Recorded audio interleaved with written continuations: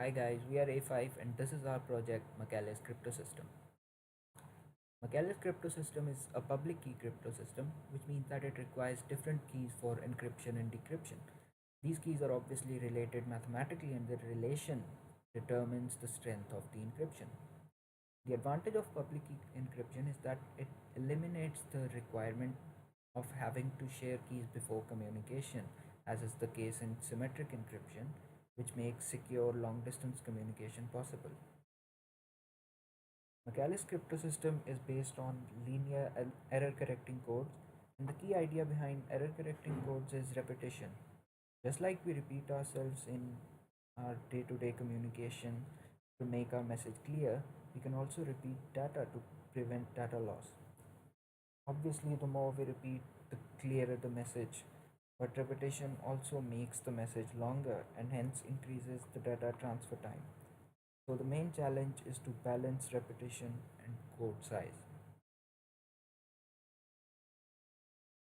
A linear code is like a vector space closed under addition and scalar multiplication but over a finite field, and it can be represented by three important numbers n, k, and t. N here is the size of code or the encoded message, and k is the size of the actual message, and t is the maximum number of errors that can be corrected. As shown earlier, the t here depends on both n and k, and the exact relationship is given here. Another property of linear codes is that a generator polynomial can be used to systematically encode linear codes by evaluating this polynomial at different points to form sort of a curve which can later be approximated by the decoding algorithm.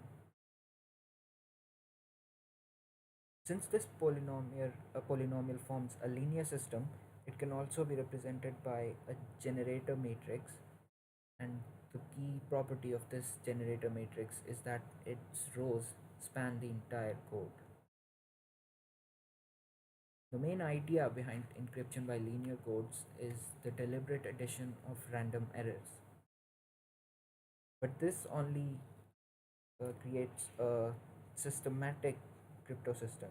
To develop a public key or asymmetric crypto system, we have to first randomize the generator matrix by multiplying it with a random permutation matrix and a random non-singular matrix. This makes sure that only the creator of the public key can decode the message encrypted by the public key.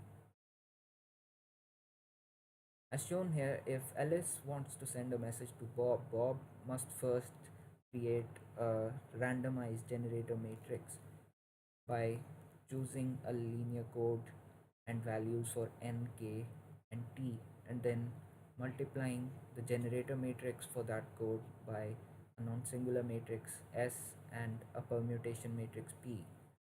Alice can then encode her message by multiplying it with this randomized generator matrix. She can then add a random error E into this message to form the code word C. This code word can be sent over the unsecure channel to Bob, who can then decrypt the message by first multiplying it by the inverse of the permutation matrix, then decoding the message according to uh, his linear code, and then multiplying the decoded message by the inverse of the non-singular matrix.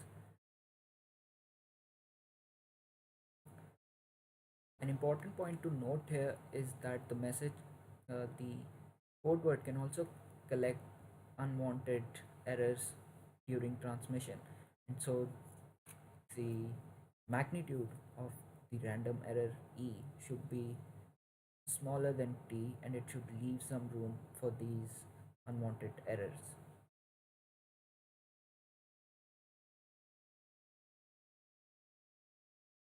In our project, we have used the prime field F23 along with Reed-Solomon codes because Reed-Solomon codes have a systematic generator matrix, which is actually the transpose of a Vandermonde matrix, and the elements of this Vandermonde matrix are from the finite field.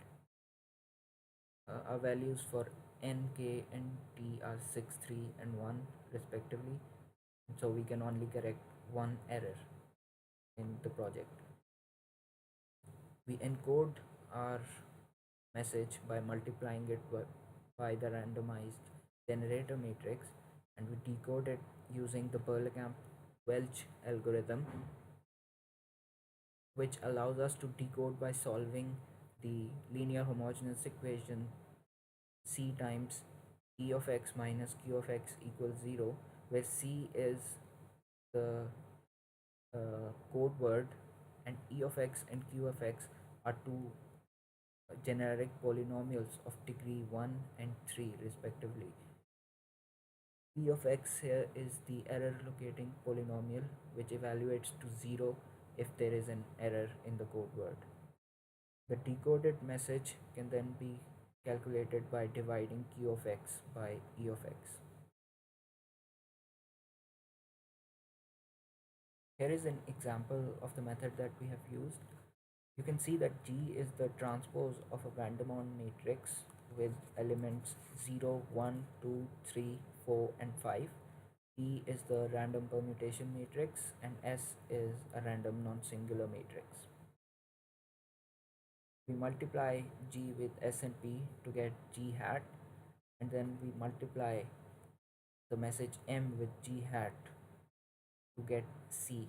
You can see that the message M can also be represented as the polynomial P of X, and the multiplication with the matrix G is equivalent to evaluating this polynomial at points 0, 1, 2, 3, 4, and 5.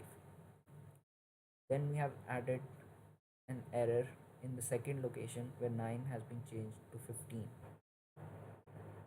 We decrypt the message by first multiplying it with the inverse of the permutation matrix and then decoding the message. To decode the message, we have to solve the linear system shown before. In this matrix, the two leftmost columns represent the coefficients of e of x, and the other four columns represent the coefficients of q of x, while the second row is a boundary condition which states that the error can be at most 1.